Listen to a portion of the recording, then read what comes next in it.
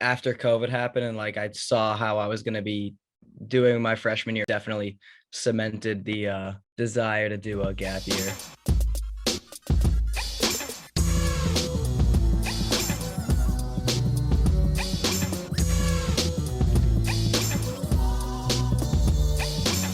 My name's Jacob Santucci. I just took a gap year this year. I love the outdoors, like snowboarding, skiing, hiking, stuff like that. Oh, hi, my name's Lauren. I'm like a singer, songwriter, and musician and stuff. My name is Catherine. I'm from Los Angeles in California.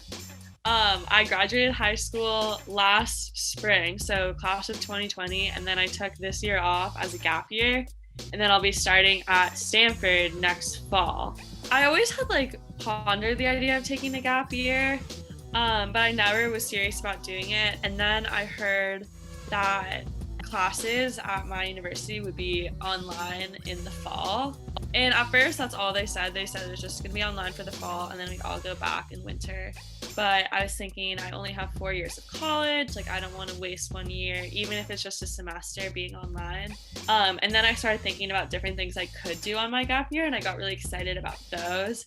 I'd always kind of thought about it. I like the idea of taking a year off after 13 years of school before doing 4 more. I did a trip in the fall where I traveled a bunch with a group of other gap year students. We camped and hiked out west for 3 months. That was really fun. And it also kind of helped me realize that I want to sort of pursue hopefully a degree in the environmental field. So I had no idea what I wanted to do in college before taking a gap year. Now I have a sort of an idea, which is nice. Due to COVID, I just thought a lot of the things that I loved about the program in Syracuse would either be altered or just different this year. So I decided to take a gap year, literally not knowing anything about what I was gonna do. I thought about it and I was it's hard enough to make friends in general. And then I think adding COVID and you're wearing masks, there were just a lot of factors socially, I think, that would have been difficult. After they announced that it was online, it was kind of an easy decision. For the biggest thing that I was able to do that I definitely wouldn't have been able to do was that I worked at a ski mountain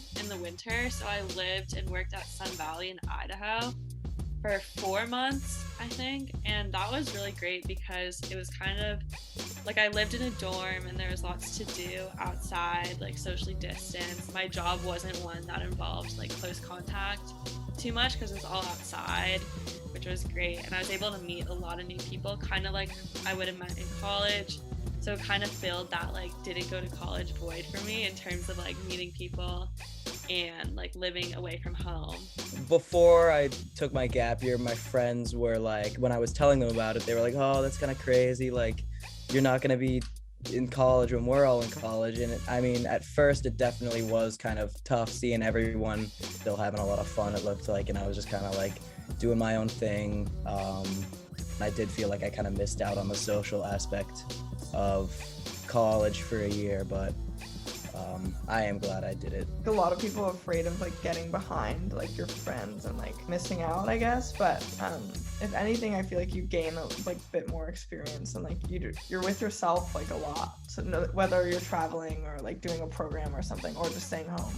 I have a really good community of artists around me. I'm so lucky to have that I just went to school with, but we're all friends. They're painters and photographers and makeup artists, and I'm very lucky to have that. I think with putting out music, you need some video stuff and cover shot, and yes, you can find that on campus. There are so many creative people there, but I think for it being my first single and I'm coming out with a EP that's in mixing, I think it's really nice to just be home and be with people that you're comfortable with, because it's it's kind of your first debut as an artist. I think having people that understand you and understand your direction that I've known for years has been really, really nice. And I'm sure in the future, I'll be putting out music at Syracuse and I'll meet people who are great photographers and we'll collaborate on stuff, definitely.